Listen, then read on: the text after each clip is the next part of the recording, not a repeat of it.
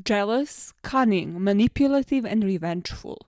Those are just some negative traits of a Scorpio. These three people showed us how in the right environment this combination of flaws can lead to the world of crime. In 1995 and 1996, Marc Dutroux abducted 6 girls, brought them to his dungeon where he raped them before killing 4 out of his 6 victims. It will take 8 years for this case to reach some form of justice, but the question still remains. Why did this happen under the watchful eyes of the Belgian authorities, and can it happen again?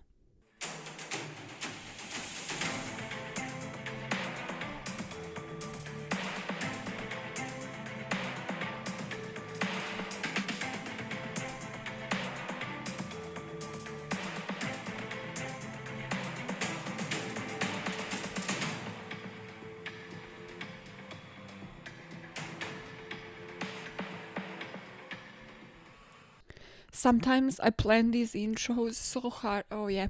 Now tell them exactly how hard do you plan these intros the whole week. Yeah, I work solely on the introductions. Shut the hell up. You don't. But listen, sometimes I plan what I'm going to say, and sometimes the actual topic for the conversation happens within the hour before I start recording. And today, the latter has occurred as I was walking down the street, minding my own fucking business, just listening to the music with my overhead headphones. This man was waiting for a bus. And I live in the UK, so the bus stations, I'll put them on the screen if you're watching on YouTube, but they have that shield and then like a little bench and, well, the overhead thing that protects you from the rain. And he was literally banging on that plastic thing, signaling me to like look back, like in an approving way, like, oh my god, check this out. So, okay, I thought like I dropped something, right? No, I look back to another random man that wanted me to be stopped so that he can catcall me. I don't know how to. I don't know. I just walked past. I just checked my pockets to see, like, did my keys fall off? Like, can they follow me home? Because this is why women stick together. Like, man, you understand that. If you are two random men that have never met, and this is how you support one another's creepiness, that is why women have to stick together, because this behavior is just not on. Like, instead of calling him out, me not even noticing, like telling him that this is wrong behavior, no. The man actually stopped me in my tracks for me to see this other creep checking me out. Please make it make sense. Make it make sense. So anyways, I have a couple more opinions. Make sure you follow me on like my main YouTube channel, because I'm planning to go live to just check about true crime, whether it is on TikTok or just in general topics that aren't, thematic, that you can't really put within a video when you're talking about a topic. And I already make so many sidelines, so I don't want to go even deeper into certain topics, so that would be a great idea for a live, because then you just have a couple of things on the agenda and you go through them. And one of them is definitely the conspiracy theory world surrounding new cases, because there's a couple of cases happening, especially in the US right now, that are just like a bit questionable. I mean, the whole laundry saga and his dental records identifying that it's him, but the body being skeletonized, being bones. And you just wonder a bit like, what if, I don't want to put misinformation out there in the world, but if you really wanted to get away with murder and your family was fully on board supporting you, would it be possible for those dentures not to be his, to be fake? Did they manage to identify him by anything else? Why is he already skeletonized if he disappeared like a month ago? I just don't really fully buy it. Like, there are wilder things happening out there where people have gotten away with murder by doing fuck knows what. So would I put it past him and this family? No. Like, you gotta prove it to me like 200% in this particular case. Not to mention Jelani Day and like his organs missing according to the autopsy. I just don't understand. Like, the same terrifying thing, one of those terrifying cases with me when it comes to black men going missing and then their organs missing from their bodies, which makes you question why, is the case of Kendrick Johnson. The student that was found within a gym mat, and then once autopsy was performed on him, his organs were taken out and then replaced with newspapers, which is so wrong on so many levels. And I just wonder what the fuck is going on. Like, certain police departments really be doing such shitty work in certain cases where the only thing you're left with is cover up or conspiracy theories. Which brings me to the case of the day, the last Scorpio case, because we gotta wrap up the Scorpio season, even though technically, zodiac-wise, it has only just begun. Choose revenge, choose pettiness, but don't push it to this level, please, because it wouldn't be a Scorpio month if we didn't have a case that ended with a basement. Yeah, we love our basements. Nothing good has ever happened in one. And the guy we're talking about today will not be an exception. And why I'm saying there's plenty of conspiracy theories, plenty of cover up here, because in this case, we still have so many more questions than answers, even after all this time. So this is me reaching out to anybody listening to this in Belgium, asking you if something like this could still happen today. Because if it could, we have a problem on our hands. To the point that, you know what this case reminded me of?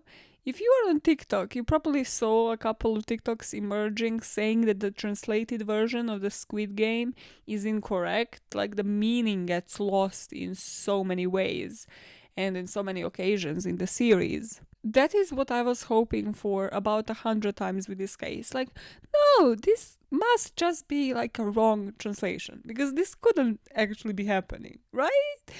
Right. So you're gonna be pissed and fuming and wondering so many things by the end of this case. So let us dive in, and you let me know your comments by the end of this one, either in the YouTube comment section or by tagging that BAMN pod on Twitter or Instagram. Thank you very much for your service. Okay, this is the story of Marc Dutroux. Where I'm going to start our story, as usual, is with a discovery, and that would happen in 1996. Because in May of 1996, Dutroux and his buddy in crime, Levelier, abducted 12-year-old girl called Sabine Dardine. She was riding her bike to school in the southwestern city of Tournai, near the French border. Once kidnapped, Sabine would be held in Dutroux's basement for 80 days. This is where she would be starved and repeatedly raped. Before, in August that same year, she was joined by a 14-year-old Laetitia Deleuze. Laetitia was also kidnapped by these two individuals just as she was walking home from her local swimming pool, and she was kidnapped in a different location, in the southern town of Beatrix, which will be a prevalent theme here, and why the police, among so many reasons, why the police didn't connect these cases to the same individual. But once these two kidnapped Laetitia, there were two witnesses that saw one van, and they gave the police the license plates, and the license plates led them directly to Marc. 4 days after the license plates details were given to the police, Marc and Levelier were arrested.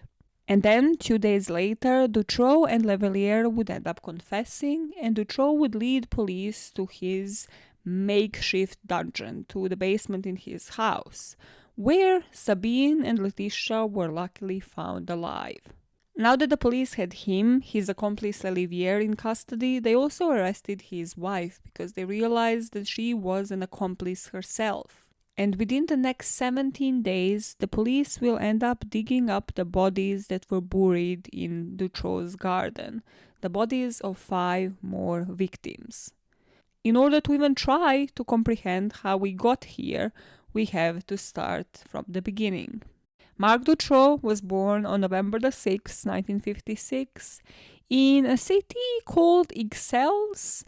I am mispronouncing so many things here. I'll put it on the screen how it's spelled. He was born in Belgium, and he was the eldest child of 5 of his parents called Victor and Janine, who were both teachers.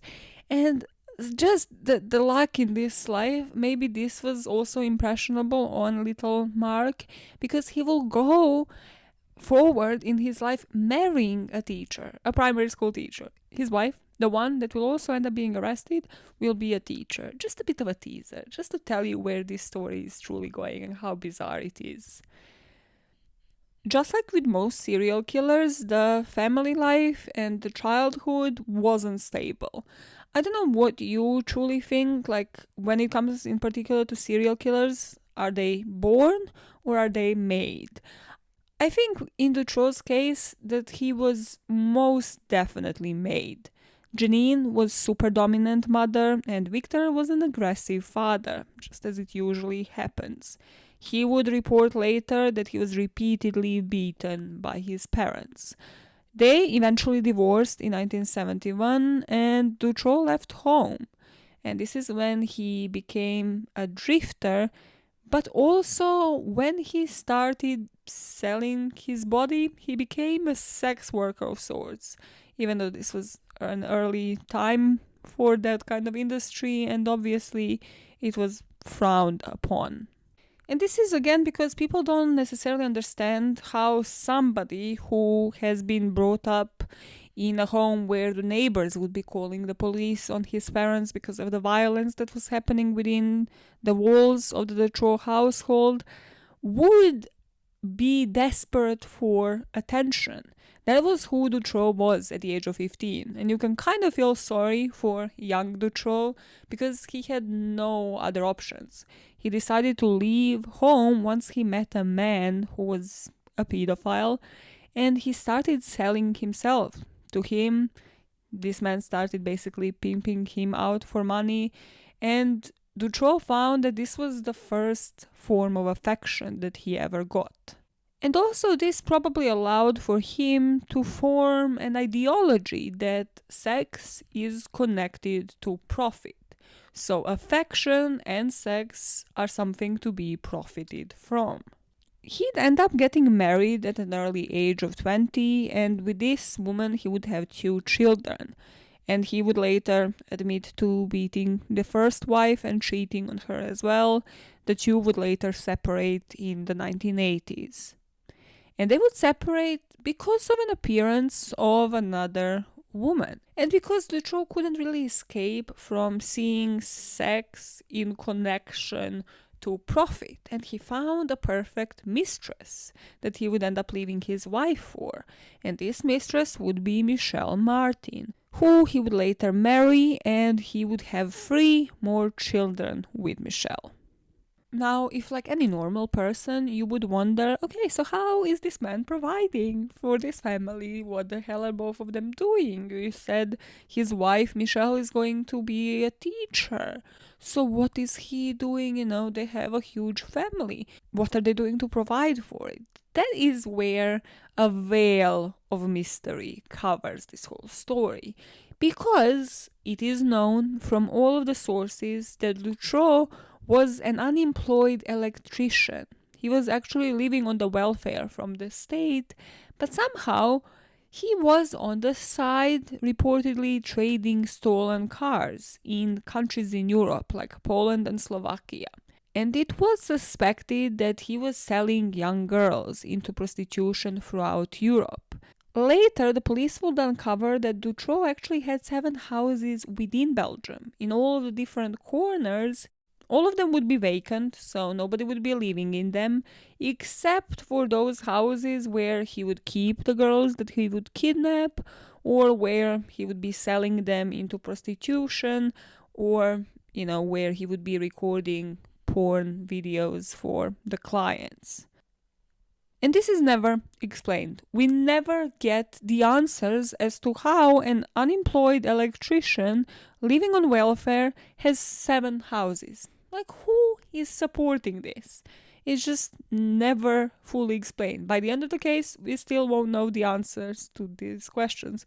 If you do, please let me know, because English versions of the resources don't hold the answer to that. But it is something that would very much reasonably so explain how somebody would be connected to all of these crimes if he has all of these houses that the police wasn't aware of. So of course, if 6 girls go missing, all of them in different areas, you don't connect it to the same person.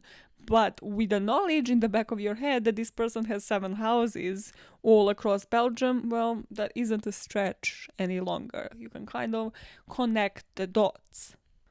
And that is what brings us to the talk of the police, because the police really knew that they had a criminal on their hands. The police here would be technically vigilantes. They would know where Marc Dutroux was at every step of his day, and they still didn't do fuck all. Where mystery meets cover-up is really in 1985, because here he had somebody living in his house. This person was called Jean-Juan Petegem, and he was discharged from the military. He had his marriage fail, so he was divorced and just lived with Marc Dutroux and Michel Martin for a while. And while he lived with them, he said that him, Michel, and Marc, and also 2 other gang leaders, an Italian and a crazy stupid one, but he didn't know their names, were abducting the girls in the area. They would abduct Maria in October of 1985 and a girl called Sylvie in December of 1985. And the reason why I'm not giving you details on the individuals, the gang leaders that were participating in these attacks as well, is because we don't have them. Those individuals apparently operated in such obscurity that we don't even have their details. The police will only know about Jean, Marc, and Michel because at this time they were leaving their victims alive, and there will be 5 of them. And Jean apparently loved to spill the beans. He liked to give a bit too many details about their identity. So these victims went to the police and finally, yet again, took too long of a time. But in 1987, the police finally connected the dots and arrested Martin, Dutroux, and Petegem. They would eventually get convicted in 1989, but they basically got a slap on the wrist. For 5 sexual assaults, Petegem received 6 years and Martin received 5. Dutroux received the harshest sentence of the 3 of them because he was also connected with several robberies that he conducted with Jean. But also Dutroux will not serve 13 years in prison, he will only serve 3. Because his early release, after only 3 years, was granted by the Belgian Minister of Justice at that time. This guy called Melchior Watelet. God, what are these names? The public prosecutor, the psychiatrist, everybody advised against his release because he was examined in prison and they stated that Dutroux remained dangerous. Yeah, because he's not gonna get reformed within 3 years. And it gets you thinking, is this Belgian Minister of Justice Watelet, was he the part of this child abuse ring? Because Dutroux was released in 1992, but we only know that he struck in 1995. So that is suspicious. We lose the trail of his, but we know that he has contacts in Europe, that he has contacts clearly in high places in Belgium, that he has 7 houses in Belgium, but we don't and can't connect him to anything for 3 years. The guy that is clearly a repeat offender, whose wife will end up being released, so maybe he waited for her release to start operating, but I don't think so. I don't think that this guy would be able to just be dormant for 3 years' time and not commit any crimes. Which begs you to think, how many crimes was he just never even connected to? But let us talk about the crimes that we will eventually manage to connect to Dutroux. The first one happened on the 24th of June 1995, when 2 girls called Julie Lejeune and Melissa Rousseau were playing on an overpass near their home. They were just walking and playing near Liège when the 2 of them would end up being kidnapped by Dutroux and taken to his house at the city of Charleroi. Here, we would know that the 2 girls would end up being raped repeatedly, and Dutroux would also be making porn videos of the abuse of these 2 girls that will be taking place in his soundproof dungeon. Despite of the family appealing, reporting the girls missing, the police wouldn't really do much. It just would seem like there is no urgency at all. After 3 weeks, they had no leads. Police really wasn't doing anything, which is strange because if you were to even look at the files of any sex offenders in the area, well, Dutroux's name would pop up, wouldn't it? But then you'd have to think they saw on his file that the justice minister released him. So are they maybe thinking, we don't want this on our hands? Somebody with an upper hand made the decision. Do we really want to spite the decision of the Minister of Justice? I don't think so. So the police had to use their own money to hire the private detective and the criminal profiler.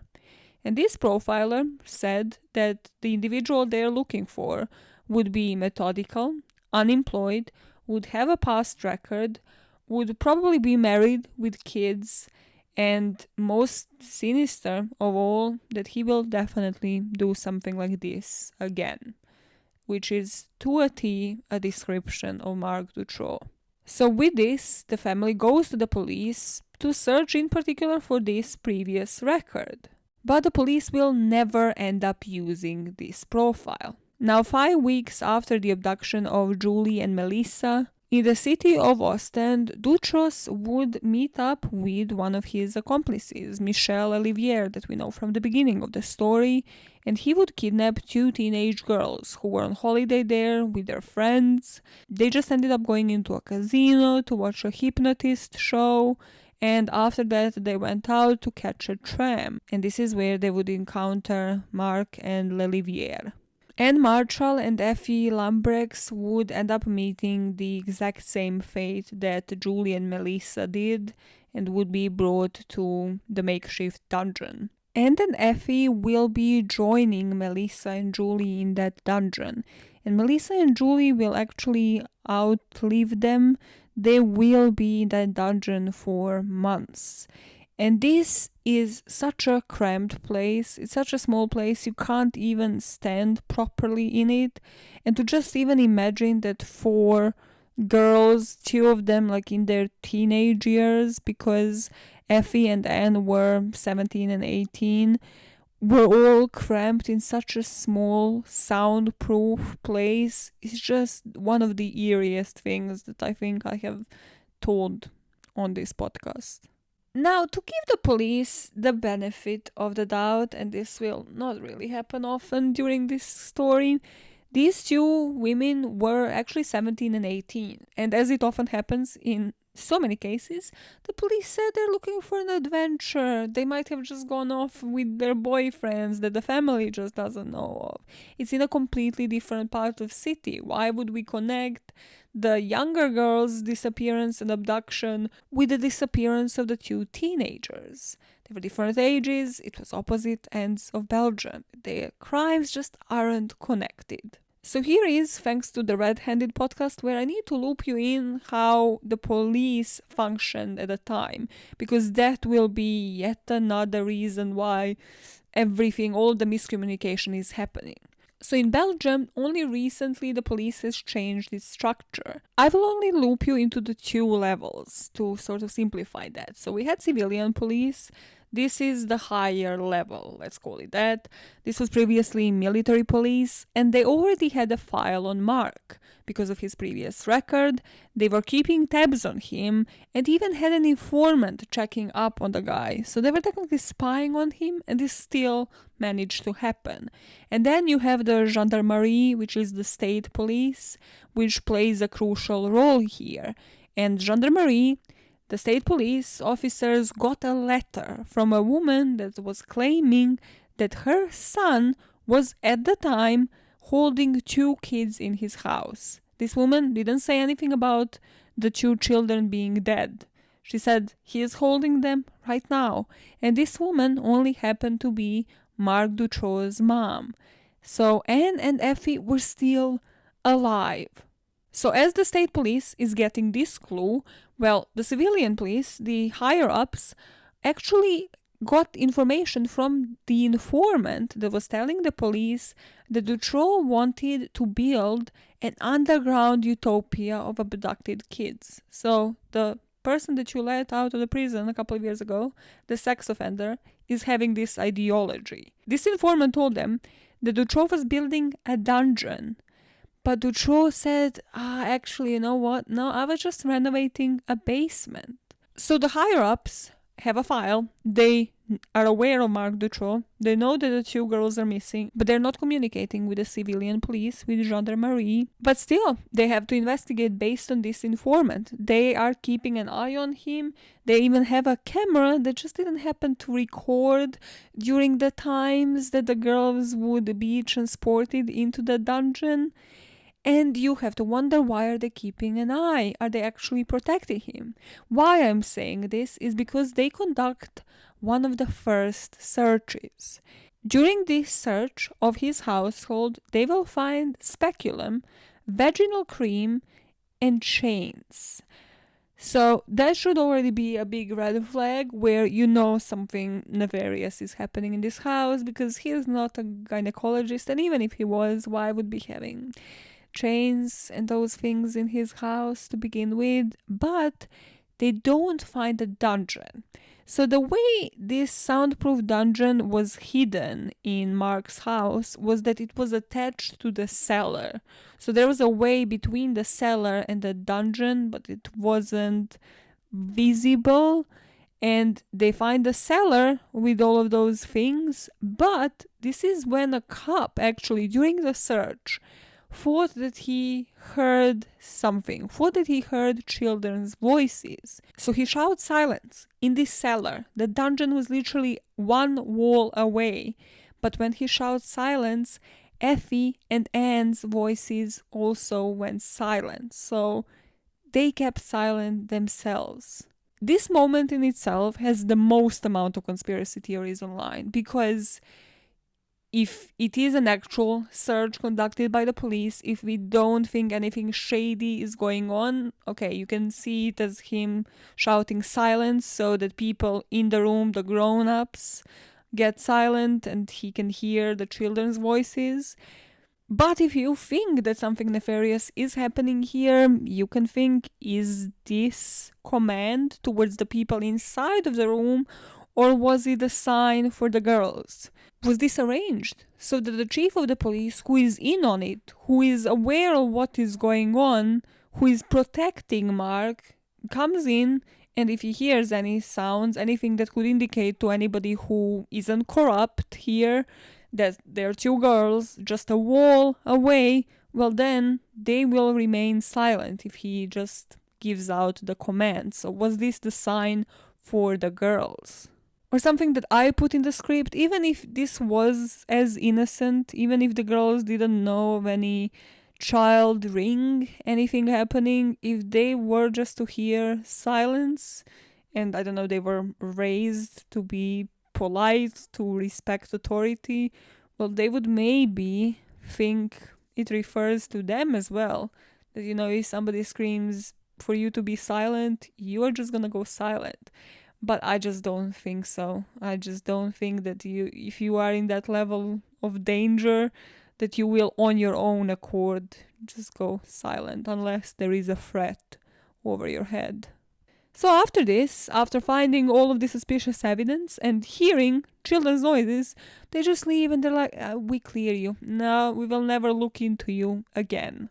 Just to frustrate you somehow even more, during that search of the house, the police would also end up confiscating the tapes. Yes, the pornographic tapes that he would record of all of his victims. But, you see, they couldn't find the right tape recorder to watch them. So they didn't watch them for the next 4 years. This is where I'm telling you, I wish things were lost in translation. I wish that this was incorrect information, but it is confirmed by multiple sources. So that's that. And of course, once they checked their own cameras from their own informants sitting in front of Marc's house, well, it just happens that it didn't work for the hour where Effie and Anne were taken into the house. Around the time that Marc decided to kill Anne and Effie, one of his accomplices that we will know of because his body will also be found in his garden, This guy called Weinstein, not that Weinstein, there's so many dirtbags apparently with that last name, actually stole one of his vans. So of course they would be changing these vehicles to commit these crimes and abduct the girls in a different one so that they are not connected to them. So Weinstein stole a vehicle, but then that vehicle ended up being found and it was taken away by the police. And Weinstein became a suspect in that case. So Marc Dutroux, like every rational human being, decided to kidnap his accomplice, Weinstein, and hold him in the dungeon at the house. It is speculated that at this point Anne and Effie were still alive and that he allowed them to move around the house. Well, by move I mean he moved them into a different room where they would still be chained while he was torturing Weinstein to fess up where he left this car, how it is going to come up to bite him in the ass, how it will be connected to him. And that eventually that torture led to Weinstein maybe even being buried alive. And as he wasn't giving up the information, he was just left in that garden, buried alive to die. So now we have one of his accomplices, Weinstein, dead. Mark ended up killing Effie and Anne, but Julie and Melissa were still alive. And this is when the police knocked on his door and took him in to question him in relation to a stolen car. And here they won't release him. They actually brought him to court and he will end up serving 4 months in prison. During those 4 months, did his wife go to the police? This ex-primary school teacher? Did she feed these victims? Did she take care of them at least? No, she did none of that. She said she was scared. Yeah, she really wanted, because she loves kids so much. She has 3 of her own with Mark, and she obviously took care of these victims. But you see, she was too scared. She was too frightened to go to this dungeon to feed these girls, because she was scared that, quote, the little beasts might attack her, end quote. She's scared. She is the one who is scared. Imagine the children dying, literally starving behind the walls, just thinking, is somebody going to come to feed us? But no, I have nothing in my heart for this woman. You might be able to see her as a victim. I don't know how. I genuinely don't know how, because later she will be discovered on those tapes that they will recover from Mark's house. She helped him build this basement. She was aware of everything happening. She's behind the cameras. She knew of so many of these abductions. She knew of Weinstein's death. Why? For months, 4 months he spent in prison, but she didn't come forward. I have nothing in my heart for this woman. Zero emotion. So of course, once he gets released in May 1996, the disappearances begin again. And I just like to visualize these things because I'm disturbed. I don't know why else. But like, imagine you come out of the prison, you go back to your house. What is the dynamic now that you have with your wife? Because you come back and you realize that the 2 victims that you expected to find, they're alive, I suppose. I don't know. Or did you want her to kill them? Is this all upon your advice and command? Who is running the shots here? Because, like, what is the dynamic now?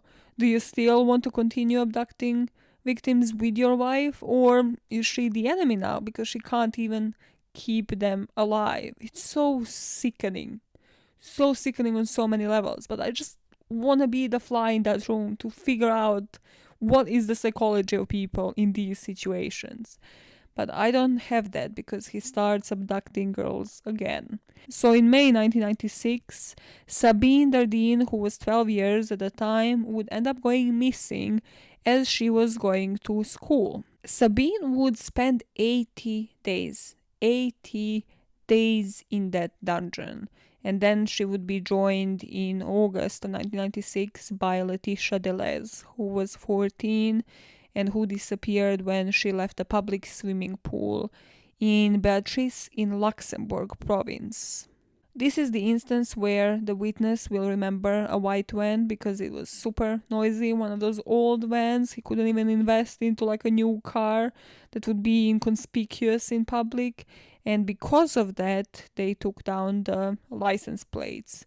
And once the police found that the van belonged to Dutroux, they pulled up his record and found his previous convictions for rape. So this is where we go to the beginning of the story, the discovery, and the arrest. When the police arrested him, he wasn't speaking at first, but then the other two, Olivier and his wife, turned on him.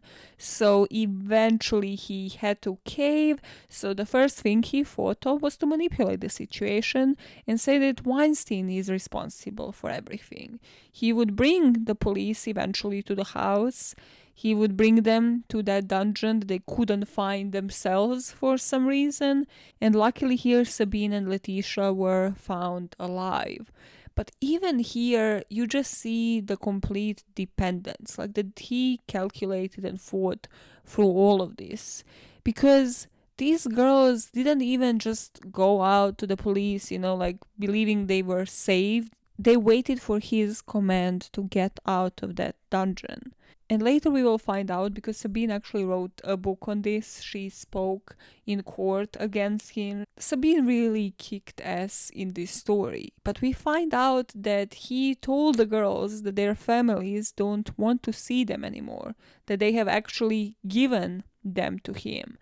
This is very much like Colleen Stan and Girl in the Box case, where he made them write letters, postcards to their families, and then of course he would never end up sending them. He was probably just reading it over and over and just getting off on them, because the girls in these letters would be begging their families to take them back. They would be begging, they would be saying like they're going to be nice, just take us back from this man. While then he would come back and say, well, you see, your families don't want you. I'm the only one who does.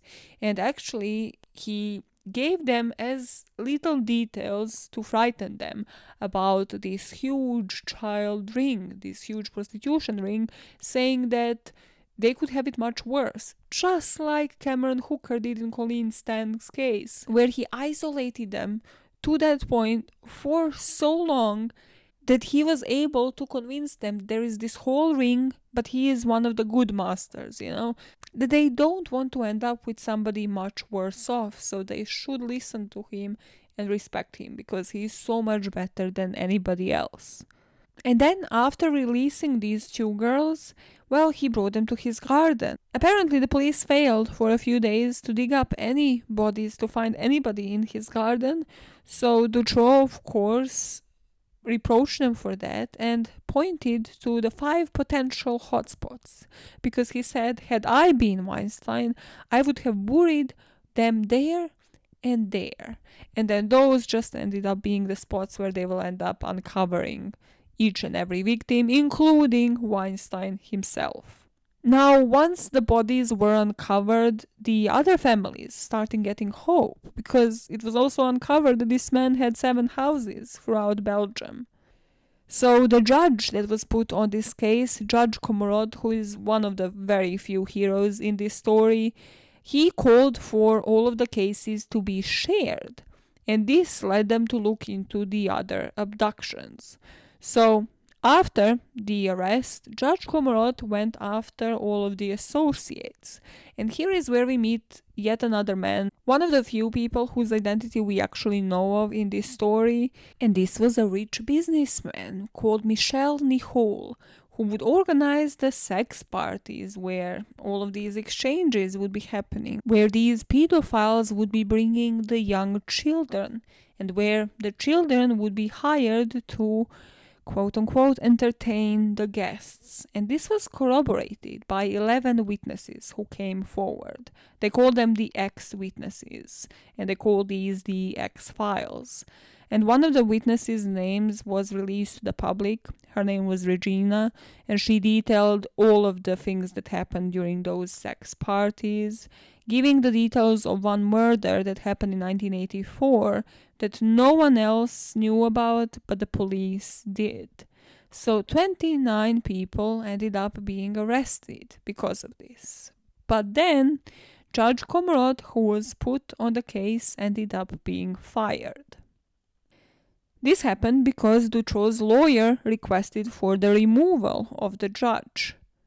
Apparently, the judge attended a fundraising supper for an organization for missing children. So this was organized by the parents of the several of Dutroux's victims. And the judge attended it, and he accepted a pen from an organizing group. The Supreme Court deemed that these events, him going to a dinner, like a charity dinner, compromised Judge Comrade's confidentiality, and this meant that he had to be removed from the case.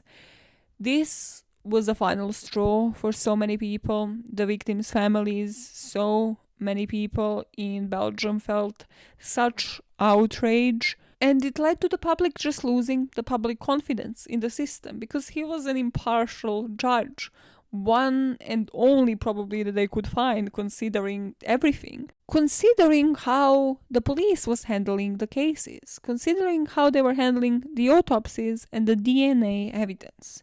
Because after the judge was fired, the families imploded. They were giving interviews, they were saying to the public how the cases of their loved ones were handled. The families of the victims weren't actually even allowed to identify their daughters' bodies. Why? Well, because according to the lawyers, Dutroux identified them, and that was enough for the public system. So the family didn't really have to identify their own loved ones. Not to mention the DNA. That they were, I've seen different records, but over 5,000 samples, like different hairs in the dungeon in Dutroux's house, but they won't really test those.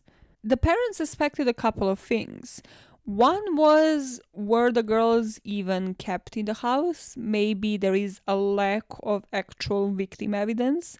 But also, more importantly, why would the detectives never send the hair samples for the DNA analysis? What other reason would they have unless they're protecting somebody else's identity? The prosecutor general had its reasons, and they said there was no need to get the hairs analyzed as no one else entered the cage. There was no network, so there was no need to look for evidence of one. Yet again, is it a shitty police work? And why is it so shitty? Why is it so shitty that then you have to suspect cover-up? You have no other choice but to suspect cover-up. If you have so much DNA, just analyze it, then exclude everybody. Make sure that everybody's name is not connected to this, that they're all cleared. But the biggest outrage didn't come just from the DNA samples, the judge's dismissal, everything that these parents were going through in the terms of not even being able to identify their daughters. It happened once they realized that Dutroux actually had a criminal record. So on the 20th of October 1996, a demonstration called the White March was organized, where 300,000 people demanded justice. They abandoned their jobs, they abandoned their factories, everything was at a standstill. The firefighters turned the hoses onto the governmental buildings. The country was calling for the reform of the Belgian parole system, asking the lawmakers to make sure that those who are convicted of crimes like Dutroux's are never to be eligible for an early release, because had he not been released, all of these victims that we are talking about today would have still been alive, had he actually spent the full 13 years in jail. This new reform came under the name of Dutroux Commission. Why not name it after the victims? Just, Belgium, get your shit together. And apparently it came in the form of the recommendations focusing on the key three areas. Streamlining the three overlapping police forces, so, that they share information between one another, would have been useful. Training and new procedures on how to respond to missing persons reports, and fundamental reforms of the justice system. So I'm not sure if those were adopted, how the police communicates today. If you live in Belgium, please let me know, alleviate all of us from just stressing further about this case. and stressing further about that this is how the system works. Because we're not done yet. No, the corruption does not stop here.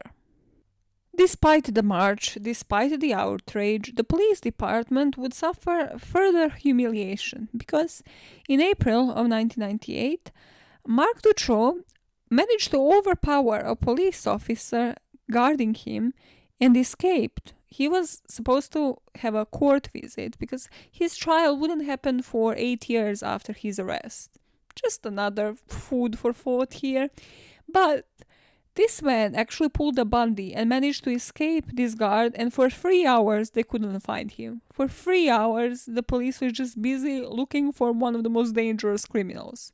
So that was great. The guy had associates in powerful places. He knew how to steal cars, so he just took off in a stolen car.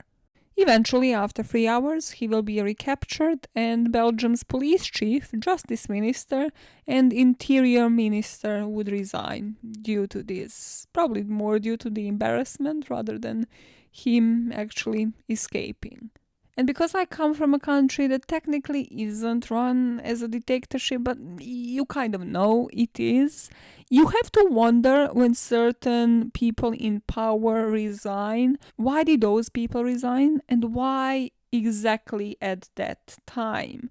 Because usually it happens for a reason. Because even before his trial, they're going to promise these police reforms, they're going to start making changes.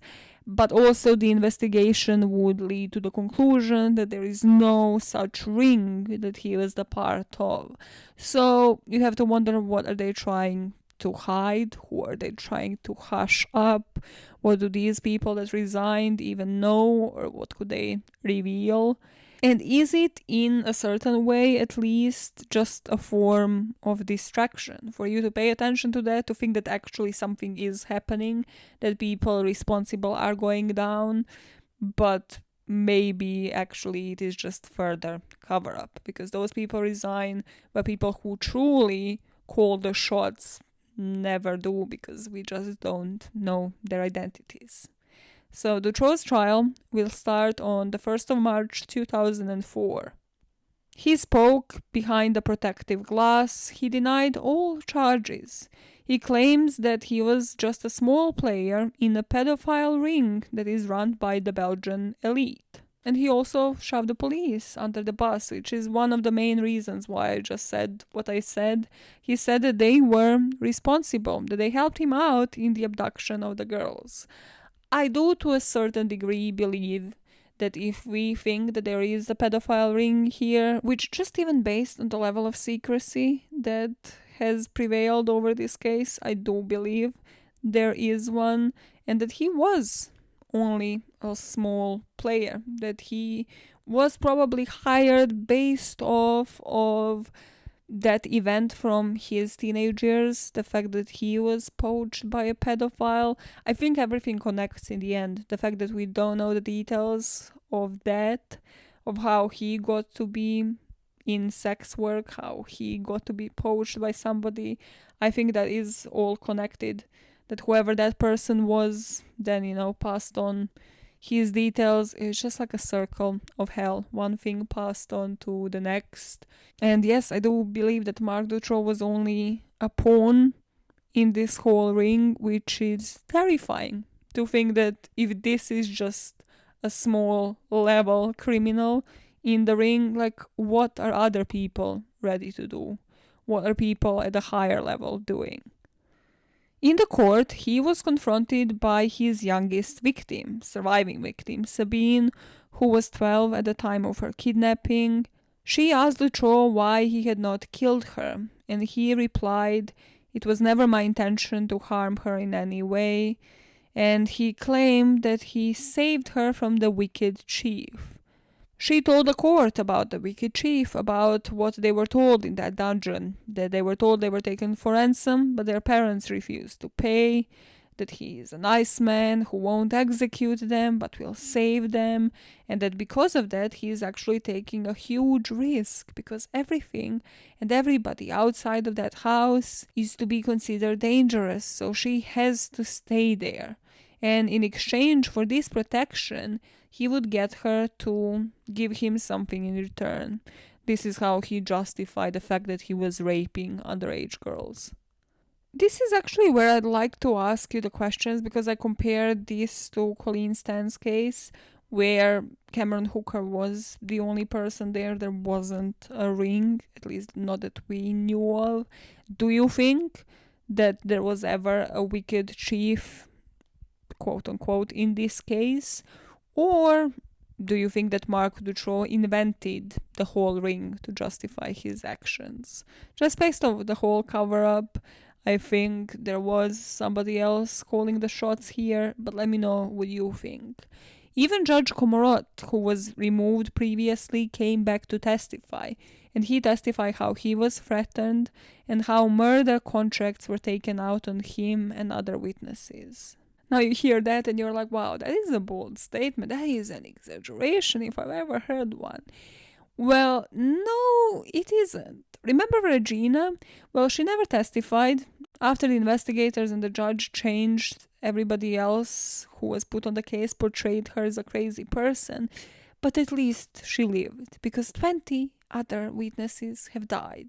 I will put the screenshot, even just from Wikipedia, of different ways other people have died. The most popular way, something you may be able to call a pattern, would be a car accident. So you can make out of that whatever you want to. You can see it as a cover-up, or you can see it as so many people just dying a very similar death. There were a couple of suicides as well. I'm not going to beat around the bush and call this a cover-up. I'm going to firmly state that, in my opinion, this is one of the biggest cover-ups that I have ever heard of. Like, this is insane. This can't be true, right? But it is true. It so is. So let us speak about their convictions. Dutroux was convicted of murder of Anne and Effie and Bernard Weinstein, of rape, kidnapping of 6 girls, conspiracy and drug offenses, and he got life in prison, and he is eligible for early release after 30 years in 2021. From what I read, because I was like, that is scary as shit, I believe he appealed, but he can't be out now due to that failed appeal until 2036. Michelle, his wife, was convicted of letting Julie and Melissa starve to death, and also assisting the kidnappings, and she got 30 years in prison, but she was released in 2012 after serving 16 years out of 30. Michel Nihul, the businessman that organized these parties, was acquitted of kidnapping, document fraud, trading of stolen vehicles. So he was supposed to serve 5 years, but he was released early, of course, because money buys you releases out of prison. And Michel Laliviere was convicted of kidnapping of Anne, Effie, Sabine, and Letitia, and of rape. And he was sentenced to 25 years in jail, but was released under conditions in October 2019. So a lot of them are out now, and there is still possibility for one of them to be released. I mean, he will be old. He will be like in his 60s. Still, just don't. The same way that I have said in, cases of Kelly Lane, in that case, don't release her until she's at least in menopause. Here, don't release him until he stops breathing. Yeah, I think that would be a good conclusion in his case. Because you know how Jason Derulo said that he only misses you when he's breathing? Well, this guy, if he's breathing, he is going to continue offending. That's it. Case closed. Actually, I have a few more information. I have a few more facts for you, but yeah, sure. Just gave people permission to leave. They are not here. They're not conditioned to stay. They stay because they like information. They stay because they like you. All right. Let's speak about where this case is now. He was causing some public outrage in 2018, Marc Dutroux, that is, again, because the parents of the victims received the letter from Marc Dutroux on the day of their daughter's funeral. Wrong timing, mate, read the room. At least if you are a fucking creep, if you're trying to get yourself out, this is not the way. This is just not the way how to live your life at any point. In Mark's eyes and in his lawyer's eyes, Mark wanted to offer to answer questions if the parents had any. Now he wants to talk, talking about the restorative justice, how it's going to help him and if it will help the family reach the conclusions and reach closure. But everybody saw it for what it really was, and it was a plea for an early release. Because you know that the media would be on top of this, publishing how the family is actually communicating with the criminal, maybe they have forgiven him.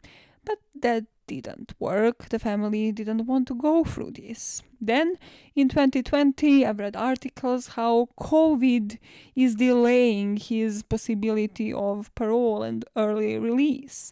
And he was actually examined in the end. And according to his lawyer, Bruno Diaz, they revealed that Mark actually won't be pursuing parole, and that is on the basis of the psychiatric report that was released, stating that Dutroux still represents too great a danger to the society. The report stated maximum risk, a certain degree of perversion, a psychopathic profile, and asociality, and a certain sadism. To that, his lawyer, Mr. Dyers, responded that his clients had regrets and he hoped for a new psychiatric examination because that would show regrets. Yeah, I don't think he understands how life works. And you see, something I didn't tell you, which I really hope in the bottom of my heart, if anything here is the correct translation, probably of Belgian news articles, that this part is Dutroux is detained in solitary. He lives in solitary, spends 365 days, 366 on a leap year, in a 96 square foot cell. Too large, I would argue too large. And I mean, according to his lawyer, that would lead anyone to dementia or suicide. But solitary is just a kind of confinement, it's just a kind of punishment that a Scorpio would serve. And it's the one that he served onto his victims. So, you see, I feel like that is the kind of punishment that he deserves. Even smaller. That's just, I mean, if they could only build a dungeon of the exact same size, proportions, conditions, just barely food enough to survive, I have a feeling that would be exactly that. No rope, no nothing to commit suicide with, no, just actually drive him crazy with his thoughts for a lifetime, for a life sentence.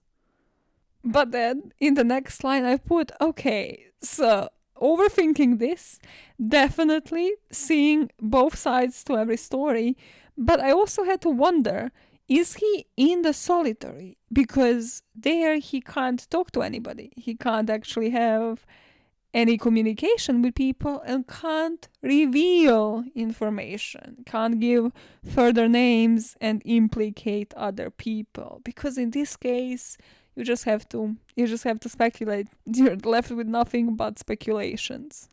Speaking of that, that is sort of the case of Marc Dutroux. There are some things that I found interesting and I believe have been overlooked. If, I don't know, maybe the police force now wants to re-examine this case, maybe arrest those people again, just an idea. Well, Dutroux actually owned those 7 houses. I found in some sources that it stated 10. Several of the sources that I read stated that he has connections to Europe. In particular, Slovakia was mentioned a few times. I've seen mentions of Poland and Czech Republic as well, and that connects him to Michel Nichol, the businessman dude. So there are connections that they were planning prostitution and human trafficking operation between these countries in Western and Southern Europe. And we just don't have any information on that. Why hasn't that been looked into when it came to his trial? Then I read that there was a videotape of Dutroux raping a child in Slovakia that the police failed to review after it was seized. You have to wonder, what did they do with all the tapes? Have all of them been analyzed? Did we identify all of the victims in those tapes? Did we identify the locations where they have been taped?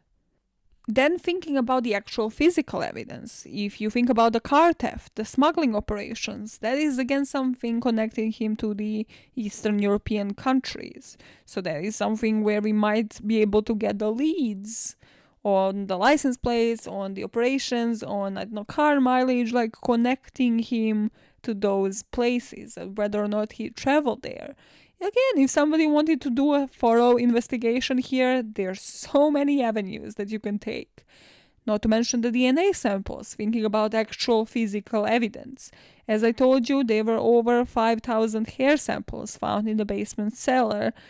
25 of those were apparently unknown DNA profiles, but regardless, there were people in that cellar that are not the accused, that aren't Marc and other 3 people. And the prosecution just never attempted to match those to people implicated in the case. And then another avenue is the whole list of people connected to this case as witnesses that have died due to suicide, heart attack, car crash, prevalently car crash and suicide. Those were the people investigating, from journalists to police officers and different witnesses. So, by the end of all of this, I have to wonder, is there one person in prison with a harsh punishment, you could say, isolated from the whole world, so nobody suspects anything and he can't provide any further information, and by this point he had probably forgotten a bunch of that.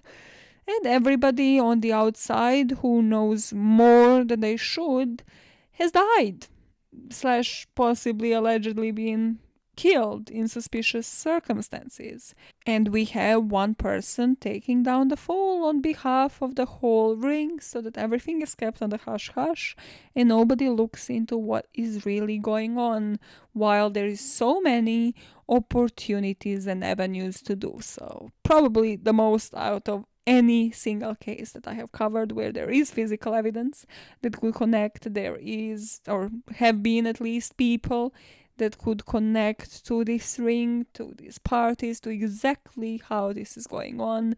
And it will just not happen because, well, they had their scapegoat and that man is now in prison. Most of the people are dead and we might just never know. Sighs audibly. Actual audible sighs. So what could have motivated this man? Here is where I looked a bit into the motivation of pedophiles, because I do want to do a month where I pattern it around the motives of 3 pedophile cases, but I also know that it's going to be heavy and I just am not mentally prepared to do so yet, especially after reading this. So, something to bear in mind are that pedophiles show elevated shyness, sensitivity, and depression. They usually score high on neuroticism and psychoticism, but not enough to be considered pathological. And even with people who studied pedophiles, they say that there is a difficulty trying to understand cause and effect, because we can't actually tell whether pedophiles gravitate towards children because they are highly introverted. You can probably think of cases that fall under this category where they find company of children less threatening than the company of adults, or whether there is the social withdrawal that implies that introverts are product of isolation, in particular because of their preference, so that they are aware that the predisposition of what they like, the fact that they like children in that way, is going to meet disapproval and hostility of the public. There is correlation when it comes to pedophilia to children who have sustained serious head injuries when they were young, before the age of 6. And another study deduced that more pedophiles had mothers with psychiatric illnesses than an average person would.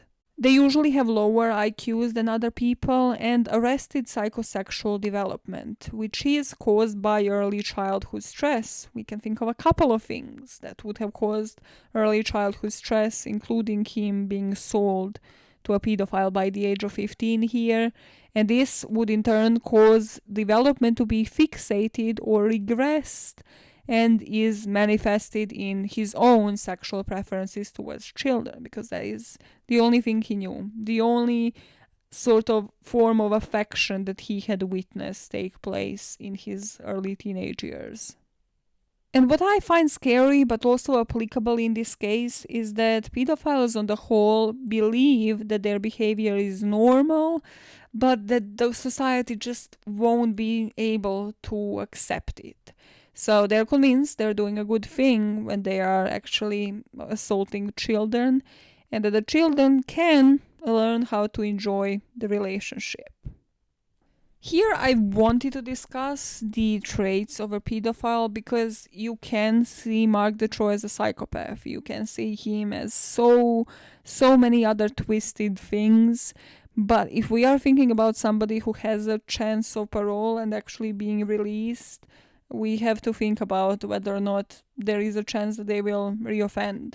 And if this is his actual preference, whether or not it came from his childhood, from how he was treated, from the fact that he was given to a pedophile at the age of 15, what is to tell us that as soon as he is not released from prison, even if there was never a pedophile ring, even if there was never a child ring here to begin with, that he would not choose his own preference and that he would not abduct a child and close them in another dungeon in one of his other locations as soon as he is out.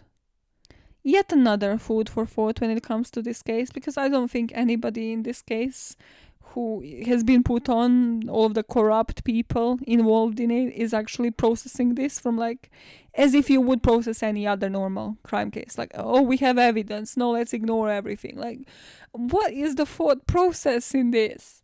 Please walk me through it, because it makes no sense. No cuadra, compañero, no cuadra. And if you have learned a single thing from the month of Scorpios, that is that we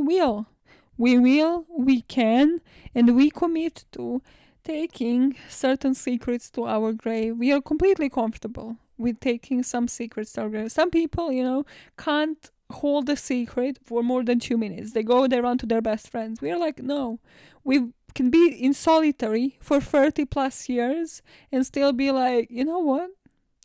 No, I ain't confessing to anybody. I ain't giving names while you have all the names in your head, while you know exactly what is happening. So now that you're going into your next Zoom call, discuss this with your Scorpio friends.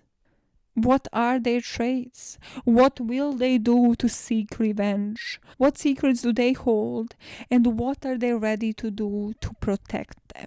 And listen for their response. Are they manipulating you with it? Are they telling you what you want to hear? And what are they hiding inside, under the surface? Okay, so this was dramatic for no fucking reason. Not all Scorpios are like bad, right? We have some bad traits that are prevalent, like 90% of our days. But that is why we also isolate ourselves and don't really talk much.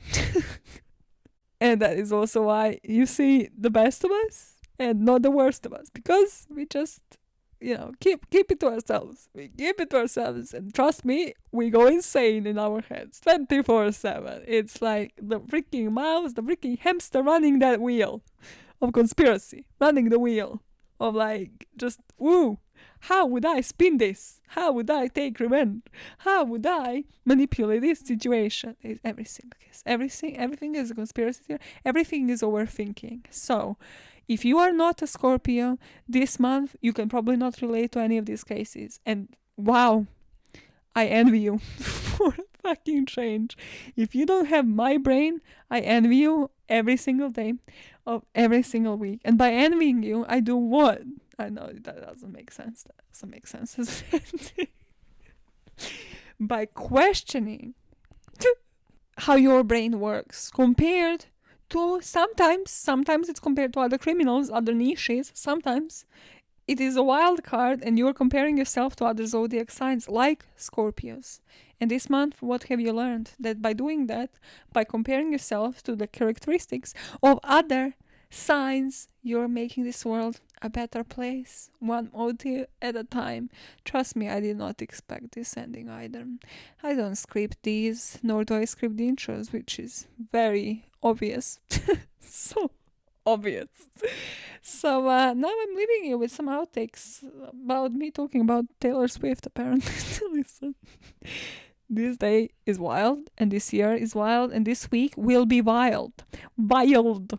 And I will be seeing you with full-blown energy on my birthday, 29th. Put it in your calendars. It's Monday. Just subscribe. You don't have to put it in your calendars. It's not that special. I will be seeing you then with a different story. Bye, fucker. Scorpio season is upon us. Choose pettiness. Bye.